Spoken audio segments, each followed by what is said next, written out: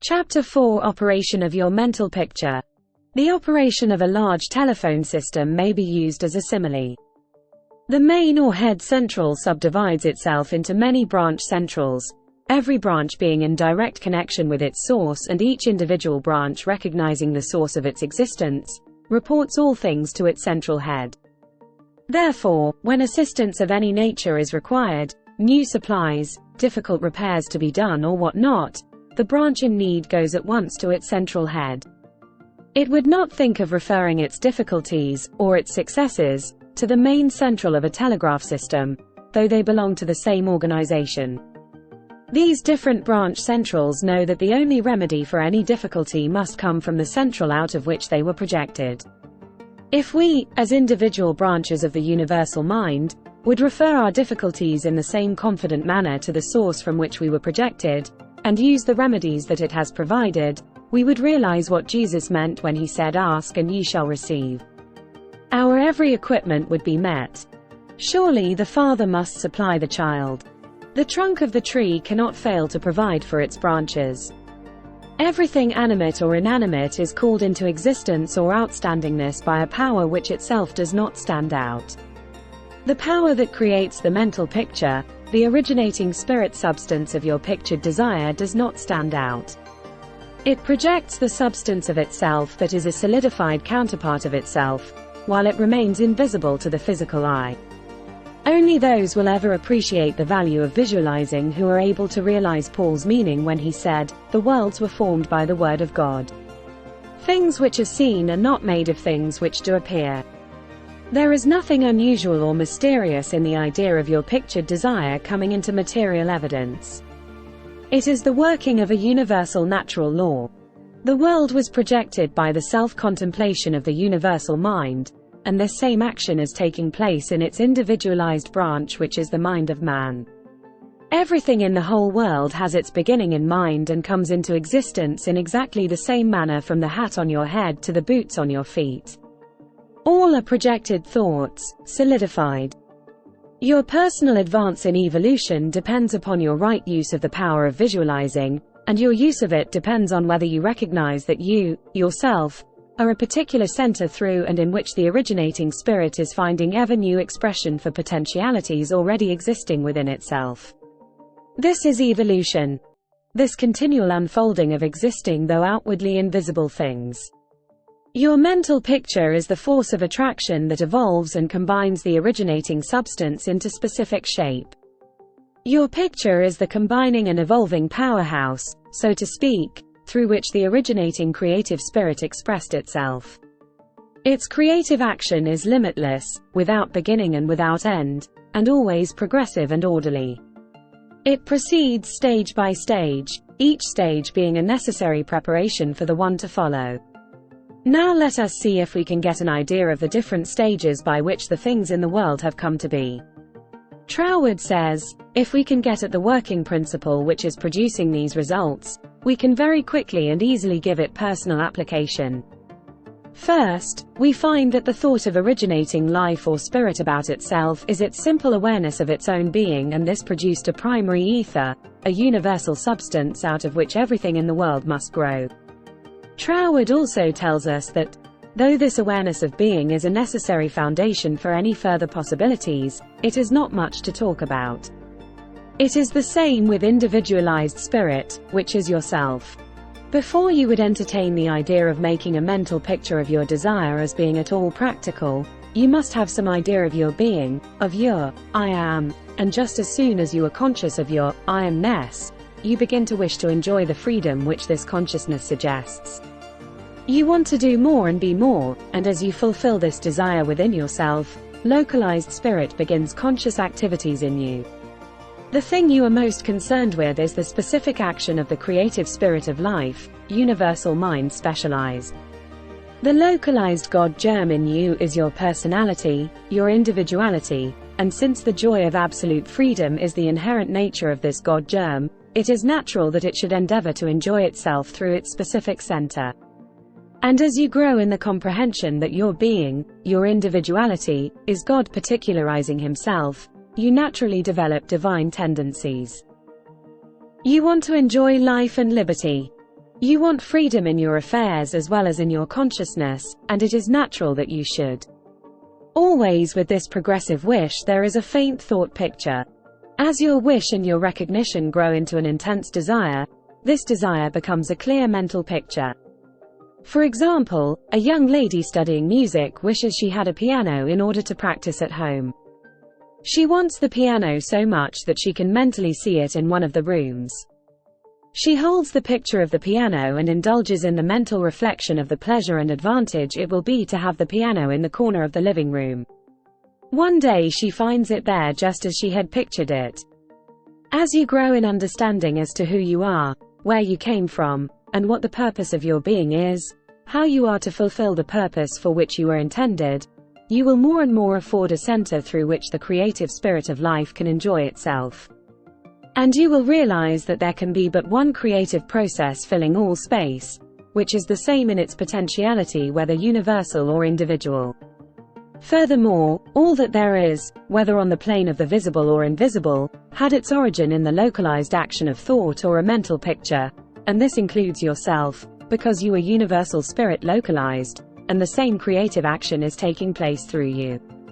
Now you are no doubt asking yourself why there is so much sickness and misery in the world. If the same power and intelligence which brought the world into existence is in operation in the mind of man, why does it not manifest itself as strength, joy, health and plenty?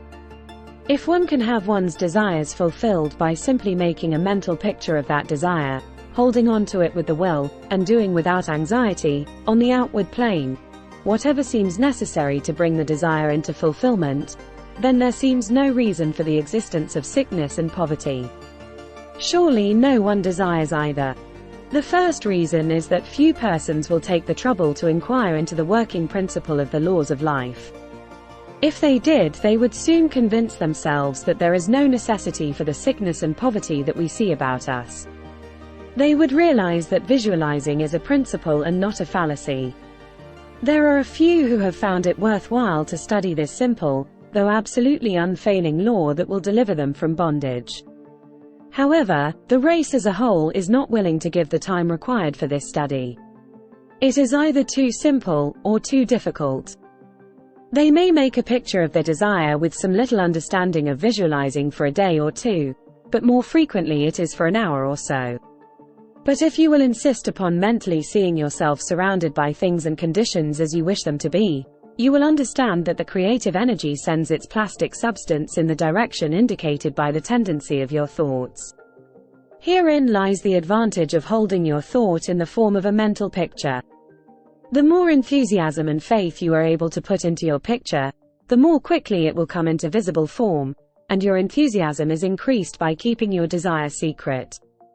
The moment you speak it to any living soul, that moment your power is weakened. Your power, your magnet of attraction is not so strong, and consequently cannot reach so far. The more perfectly a secret between your mind and outer self is guarded, the more vitality you give your power of attraction.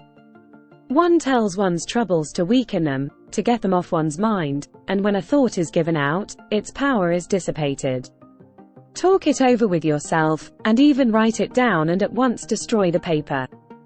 However, this does not mean that you should strenuously endeavor to compel the power to work out your picture on the special lines that you think it should. That method would soon exhaust you and hinder the fulfillment of your purpose. A wealthy relative need not necessarily die or someone lose a fortune on the street to materialize the $10,000 that you are mentally picturing. One of the doormen in the building in which I live heard much of the mental picturing of desires from visitors passing out of my rooms. The average desire was for $500. He considered that $5 was more in his line and began to visualize it, without the slightest idea of where or how he was to get it. My parrot flew out of the window, and I telephoned to the men in the courtyard to get it for me. One caught it and it bit him on the finger. The doorman, who had gloves on, and did not fear a similar hurt, took hold of it and brought it up to me. I gave him 5 $1 bills for the service. This sudden reward surprised him. He enthusiastically told me that he had been visualizing for just $5, merely from hearing that others visualized. He was delighted at the unexpected realization of his mental picture. All you have to do is to make such a mental picture of your heart's desire. Hold it cheerfully in place with your will, always conscious that the same infinite power which brought the universe into existence brought you into form for the purpose of enjoying itself in and through you. And since it is all life, love, light, power, peace, beauty and joy, and is the only creative power there is, the form it takes in and through you depends upon the direction given it by your thought indicator. In you it is undifferentiated, waiting to take any direction given it as it passes through the instrument that it has made for the purpose of self-distribution. It is this power which enables you to transfer your thoughts from one form to another. The power to change your mind is the individualized universal power taking the initiative, giving direction to the fluent substance contained in every thought. It is the simplest thing in the world to give this highly sensitive plastic substance any form you will through visualizing. Anyone can do it with a small expenditure of effort. Once you really believe that your mind is a center through which the plastic substance of all there is in your world takes involuntary form, the only reason why your picture does not always materialize is because you have introduced something antagonistic to the fundamental principle. Very often this destructive element is caused by the frequency with which you change your pictures. After many such changes you decide that your original desire is what you want after all. Upon this conclusion you begin to wonder why, being your first picture, it hasn't materialized. The plastic substance with which you are mentally dealing is more sensitive than the most sensitive photographer's film. If, in taking a picture, you suddenly remembered you had already taken a picture on that same plate, you would not expect a perfect result of either picture. On the other hand, you may have taken two pictures on the same plate unconsciously. When the plate has been developed, and the picture comes into physical view, you do not condemn the principle of photography, nor are you puzzled to understand why your picture has turned out so unsatisfactorily. You do not feel that it is impossible for you to obtain a good, clear picture of the subject in question. You know that you can do so, by simply starting at the beginning, putting in a new plate, and determining to be more careful while taking your picture next time. These lines followed out, you are sure of a satisfactory result. If you will proceed in the same manner with your mental picture, doing your part in a correspondingly confident frame of mind, the result will be just as perfect.